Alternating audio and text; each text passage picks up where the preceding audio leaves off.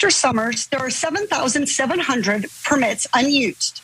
How many acres of public land are already leased by fossil fuel companies and not even used yet, just available for drilling whenever you decide? Congresswoman, again, I think you have a fundamental misunderstanding as to how this process works and the time and resources.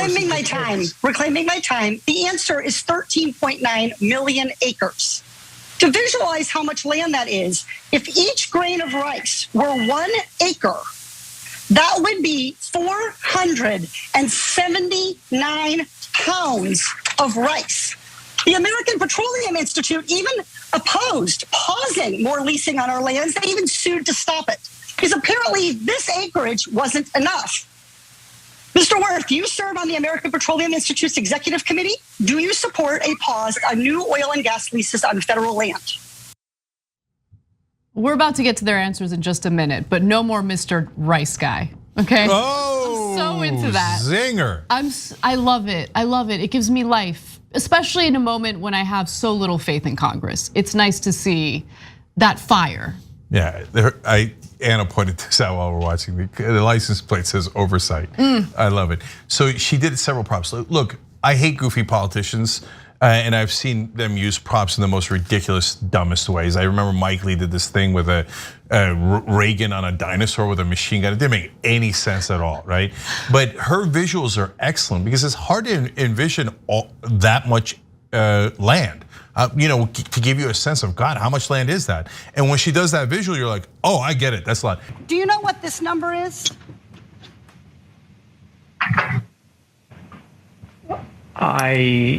Does it ring any bells? I think you're referring to my compensation in some way.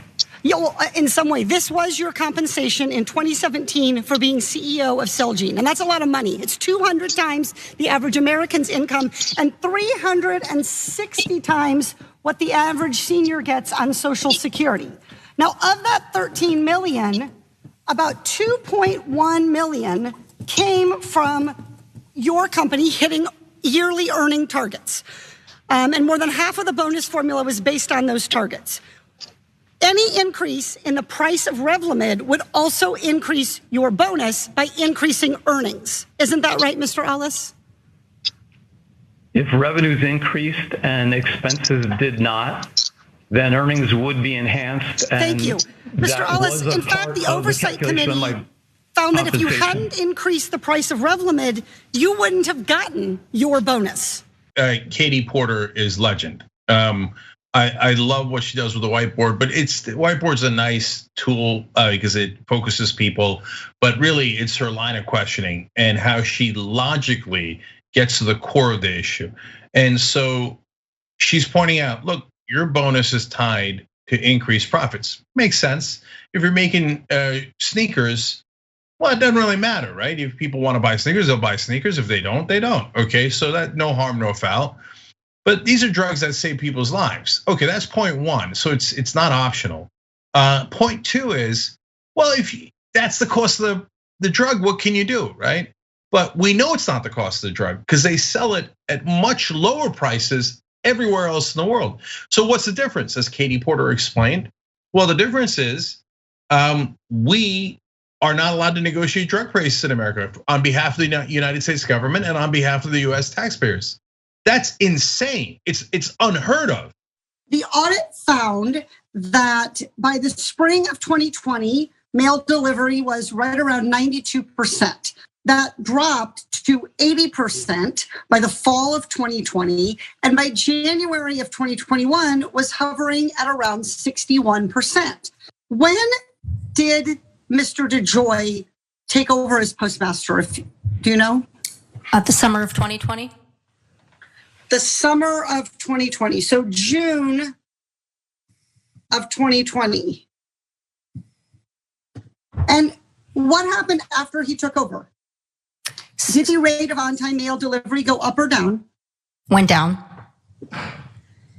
And I'm a professor, and I used to do a lot of grading. And 92% is considered widely like an A-. 80 is considered hanging on to the lowest possible B.